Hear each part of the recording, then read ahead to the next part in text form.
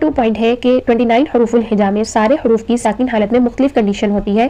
सब हरूफ अपनी साकिन हालतों में डिफरेंट कंडीशंस रखते हैं, यानी कुछ हरूफ साकिन हालत में आवाज़ को हिलाते हैं, कुछ की आवाज़ साकिन हालत में बिल्कुल बंद कर देते हैं, कुछ हरूफ की आवाज़ साकिन हालत में जारी रखते हैं, कुछ हरूफ साकिन हालत में हो तो इन पर सांस जारी करते हैं। तो डिफरेंट कंडीशंस होती हैं। अपनी इस सीरीज में हर हर्फ की साकिन हालत की कंडीशन भी साथ ही देखेंगे ताकि आपको सिफात की सीरीज के लिए भी फिर मुश्किल ना हो। यहीं पर हम इन तमाम चीज़ों को अप्लाई करेंगे। सिफात में से कुछ क्वालिटीज़ जो कंपलसरी हैं वो मखारिज करते हुए हम उन्हीं के साथ अदा करेंगे ताकि स्टार्टिंग से ही हमारा मखरज इतना अच्छा हो कि उसमें जो क्वालिटीज़ कंपलसरी आनी चाहिए कम अज़ कम 1-2 क्वालिटीज़ उसमें ज़रूर हो।